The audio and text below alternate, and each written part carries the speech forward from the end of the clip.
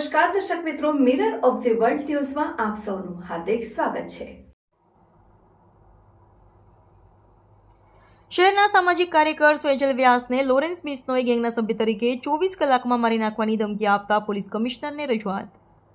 યુકેથી BR ગ્રુપના નામે સવારથી સ્વેજલ વ્યાસને ઇન્સ્ટાગ્રામ પર અપશબ્દો અને જાનથી મારી નાખવાની ધમકી અપાઈ।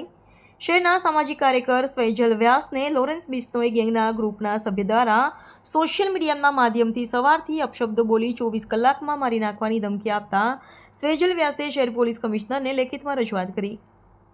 શહેરના સામાજિક કાર્યકર અને અગાઉ આમ આદમી પાર્ટીમાં રહેલા સ્વેજલ વ્યાસને શનિવારે સવારથી તેમના સોશિયલ મીડિયાના ઇન્સ્ટાગ્રામ માધ્યમથી લોરેન્સ બિશ્નોઈ ગેંગના યુકેથી બીઆર ગ્રુપના સભ્ય તરફથી આગામી 24 કલાકમાં મારી નાખવાની ધમકી આપી સવારથી બીભત્સ શબ્દો બોલતા સામાજિક કાર્યકર સ્વેજલ વ્યાસે શહેર પોલીસ ભવન ખાતે પહોંચી સમગ્ર મામલે શહેર પોલીસ કમિશનર નરસિંહા કુમારને રજૂઆત કરી હતી।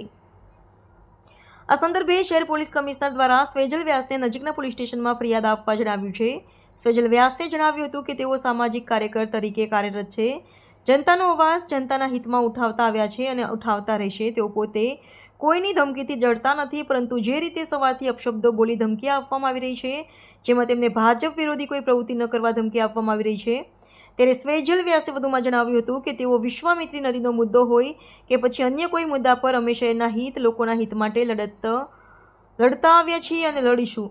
જો શહેરના હિત માટે મરવાનું હશે તો પોતે તૈયાર છે, જો તેઓ મારવા માંગતા હોય તો એમ તેમણે જણાવ્યું હતું। વધુમાં આ કૃત્ય પાછળ ભાજપના કેટલાક તત્વો જવાબદાર હોવાના આક્ષેપ કર્યા હતા અને જણાવ્યું હતું કે તેમને અગાઉ પણ આવી ધમકીઓ આપવામાં આવી હતી। તેઓ સરદાર કે ભાજપ વિરોધી કોઈ વાત કરીએ તો આગામી 24 કલાકમાં જ મારી નાખવાની ધમકી આપી હોય તેમણે પોતાના મોબાઈલ ફોનમાં પુરાવા સાથે પોલીસ કમિશનરને રજૂઆત કરી છે।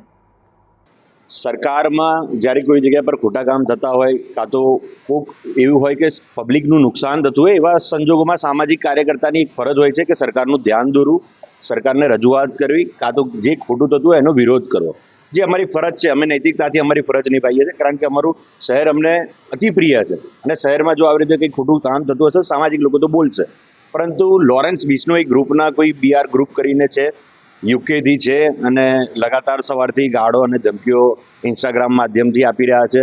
24 કલાકમાં તમને એને મારી નાખીશું, જો સરકાર વિરુદ્ધ, ભાજપ વિરુદ્ધ તમે કંઈક બોલ્યા તો તમારા પર આ એક્શન લઈશું, તમે આ કરી નાખીશું, અમને કોઈના પર બીક નથી, અમને નિયમ, કાયદા, કાનૂન, પોલીસ, અમને કશાની બીક નથી, અમારા પર 5 કેસ ઓલરેડી થઈ ગયા છે, તમે છટ્ટો કરી દો, અમે તમને પતાવી દઈશું। આવી બેતુકી અને એવી વાહિયાત ધમકીઓ સામાજિક લોકોને આપે છે। અમે તો અમારા શહેર માટે મરવાય તૈયાર છે, જો તમે મારવા તૈયાર હોય તો। એટલે આવી બધી ધમકીઓથી અમે બીતા નથી। તો આ તો સરકારનું ધ્યાન દોરવા અને સરકારને રજૂઆત કરવા કે કમિશનર સાહેબને અમે એટલા માટે અહીંયા આજે ઓફિસ પર આવ્યા છે કે આવી રીતે ધમકીઓ આપનાર સમાજમાં રહેલા જે જાગૃત લોકો છે, જે સત્ય માટે લડે છે, એમને કંઈક ને કંઈક ચૂપ કરાવનાર જે આ તત્વો છે એમને પ્રોત્સાહિત કરવાનું જે કંઈ કામ કરી રહ્યા છે, જે કોઈ ગેંગ લોકો કરી રહ્યા છે, એમના પર અંકુશ જામે અને એ લોકો અંકુશમાં આવે। કારણ કે આવી ધમકીઓથી અમે તો ડરવાના નથી।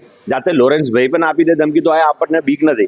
એક ગુનેગાર છે, અપરાધી છે, કોર્ટમાં જેલમાં છે અને જે અપરાધ જે કરશે, જે ખોટું કરશે જેલમાં જશે, ચાહે એ હોય, ચાહે હું હોઉં, ચાહે કોઈ પણ હોય, અમને કોઈનાથી બીક નથી। પણ મારવાની ધમકી આલે 24 કલાકમાં ઘરની અંદર આવીને કે ઘરની આજુબાજુવાળાને પણ મારવાની ધમકી આલે, તો આવી વાહિયાત ધમકીઓથી સામાજિક લોકો અમે ડરતા નથી। એટલે આ ધમકી આપનાર જે કોઈ ઇસમ છે એની જે કોઈ માહિતી પણ હશે અમે શોધી રહ્યા છે। જેવી પણ માહિતી મળશે અમે કમિશનર સાહેબને ડાયરેક્ટ એમના ઘરે જઈને રૂબરૂ ફેસ ટુ ફેસ વાત કરીશું, કારણ કે અમે કોઈનાથી બીતા નથી। પોલીસ કમિશનર સાહેબે કીધું કે તમે ફરિયાદ આપી દો પોલીસ સ્ટેશનમાં અને એફઆઈઆર કરાવી દો અને પછી બાકીનું આગળનું કામ પોલીસ પ્રશાસન તાત્કાલિક ધોરણે કરશે। ક્યાંક એવું લાગે છે કે ભાજપ તરફથી તમને ધમકી મળે, કારણ કે તમે ભાજપ વિરુદ્ધ બોલો? ભાજપ વિરુદ્ધમાં અમે બોલ્યા હતા, એમને શું ખોટું લાગ્યું કે ભાઈ લારી ગલ્લા માટે તમે બોલો છો, તમે આ વિશ્વામિત્રી માટે બોલો છો, તમે આ પૂર માટે બોલો છો, તમે આ જે કૌભાંડ થાય છે તમે એની માટે બોલો છો, તો સાહેબ અમે બોલીએ નહીં તો આ બધું થતું રહેશે ને આ બધું થશે તો શહેરના પબ્લિકના પૈસા જશે। તો ભાજપ વિરુદ્ધ બોલ, ભાજપમાં અમે પહેલાં પણ બોલ્યા કે ભાજપમાં સારા લોકો જ કામ કરે છે તો કરે છે। આ વિશ્વામિત્રી સફાઈ જે થઈ રહી છે એ અમને ગમે છે, ભલે ખોટું થતું હોય, ભ્રષ્ટાચાર થતો ગમે તે થાય, પણ અમને ગમે। મારા શહેરની વિશ્વામિત્રી સાફ થશે ને એનાથી મારા શહેરમાં પૂર નહીં આવે। તો કંઈક ને કંઈક આ ભાજપના લોકો અગાઉ પણ આવી રીતે છે કે પહેલાં ધમકીઓ આલો, એટલે આ જાય સીધા પોલીસ પાસે, પછી પોલીસને પણ જોડે પણ એ લોકોનું જે કંઈ મિલી ભગત, અમને તો ખબર છે, અમને કમિશનર સાહેબ કોર્ટ, કાયદા, કાનૂન ને ન્યાયતંત્ર અને હાઈકોર્ટ, સુપ્રીમ કોર્ટ પર ભરોસો છે.